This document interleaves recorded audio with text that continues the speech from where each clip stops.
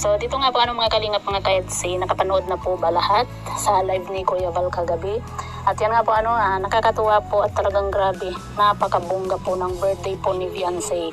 Sa lahat po ng mga kalingap angels, talagang si Viancy po yung the best at kakaiba nga po. Kasi kita niyo naman po, di ba? Sa pabahay pa lang, medyo natagalan, pero kita nyo naman kung gaano kalaki at kaganda nga po. At yan nga po mga kalingap, sa birthday naman po sa mga kalingap angels, si Viancy din po yung pinakabongga po. Talagang ang daming nagmamahal po dito nga po kay Viancy or sa Etsy nga po mga kalingap. At gaya nga po ng sinabi nga po ni Kuya Val na hindi po niya inaasahan na yung bisita, kumbaga dudumugin po ng bisita po yung birthday po ni Viancy, kasi nga po yung inihanda nga po pagkain po kumbaga nasa 200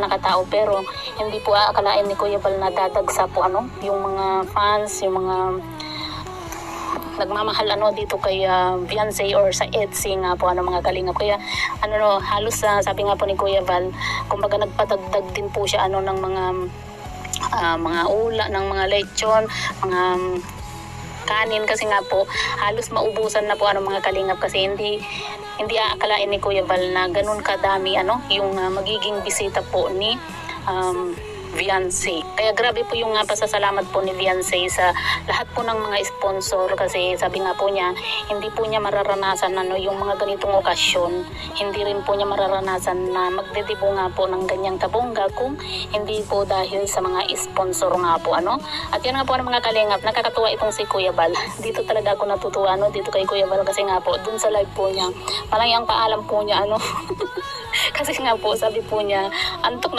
na daw po siya. Siguro nakailang beses na nagsabi si Kuya Val na nagpaalam na matutulog na siya, tapos maya takbo na naman sa loob dahil nga po naririnig yung si Viancy. Doon ako natatawa kay Kuya Val nga po mga kalingap, kasi nawala na nga daw po yung antok niya po kasi sa tuwing nagpapaalam po siya, tapos biglang tatawagin po yung pangalan ni Viancy, sabay takbo naman po itong si Kuya Val. At yan nga po mga kalingap, malabo lang po yung video nga po, yung live nga po ni Kuya Val, pero naririnig naman po natin at medyo nakikita naman po natin At grabe yung naganap po dito nga po sa birthday ni Viancy. Alam niyo po ba yung sa kasal na meron pong tawag dito, yung meron pong pasabit nga po na pera. Kaya nakaka-excite po mga kalingap, at sana makapag-upload na po itong si Carlinga Prab nga po, para mapanood po natin ng clear nga po, dahil nga po sa live po ni Kuya Val ay malabo dahil wala nga daw pong signal po sa loob. Kaya halos nagla-live din po si Kuya Val nga po sa labas, dahil nga po nandoon daw po yung wifi nga po mga kalingap.